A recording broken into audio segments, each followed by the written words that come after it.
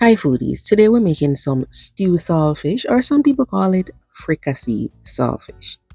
The first thing to start off with is the oil, and I have some garlic and Scotchbonnet in there for flavor.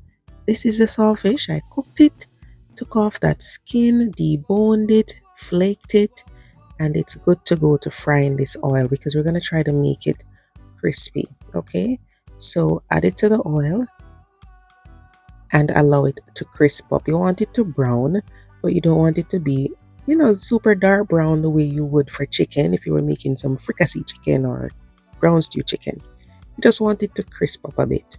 Okay, so leave that in the oil, and I added some thyme because I wanted, that flavor to get into the fish.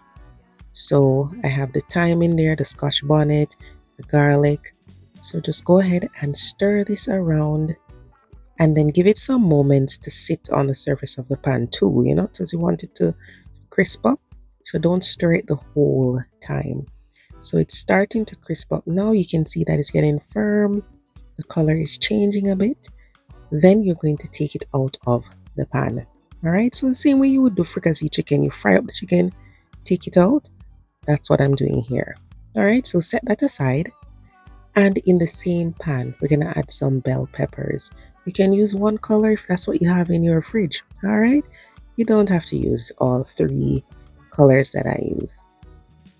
And then I'm going to add diced onions. If you prefer onion rings or onion strips, you can do that too. You're going to go ahead and stir this over low to medium heat and allow it to get fragrant.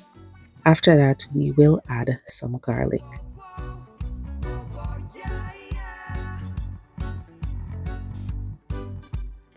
The onion and the bell pepper is smelling really great now. It's looking good. Add the garlic. This is minced garlic. You can use garlic paste if you have that in your fridge. Use what you have. Always do that. All right. Stir in the garlic and allow it to get fragrant as well. We're going to be adding tomato, some diced tomato, but you don't want to add it immediately. Give the garlic some time to break down so that flavor can develop. Then you're going to add the tomato. Make sure you have some nice ripe tomatoes, diced or chopped into chunks. So we'll stir that in after the garlic.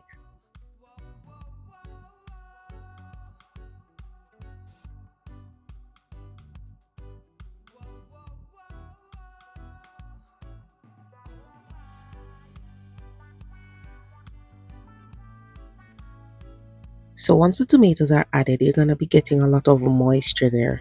That is why you start off with the other ingredients first, all right? That moisture is going to add to that little gravy that you get when you do a fricassee or stew saltfish, okay? So give it a stir and allow that tomato to break down. I am going to be adding some crushed pimento, some allspice. If you want to leave it whole, you can leave it whole, but I crushed it today and I'm just adding that here. I'm now going to add a little bit of warm water. This is just to speed things up because if you want to, you could just cover this and that condensation would happen and then you'd get that gravy, right? But I want to speed things up, so I added the water. I'm adding some fresh thyme, a little vinegar here. And then I'm adding a little ketchup. If you don't like ketchup, leave it out, okay? And then I have diced scallion. This is some good flavors here we're developing, guys. So try to add all the ingredients. And then a little fish and meat sauce. If you don't have this, you could use pickled pepper. Okay, so just a little bit of that, not too much. Because remember, the saltfish has its own flavor, has its own salt. Okay, just a little of that. Then mix everything together. You can just put the lid on and allow it to cook over low heat. It's gonna get its own gravy from the juices from the tomato, right? But if you want to speed things up, just add a little bit more hot water.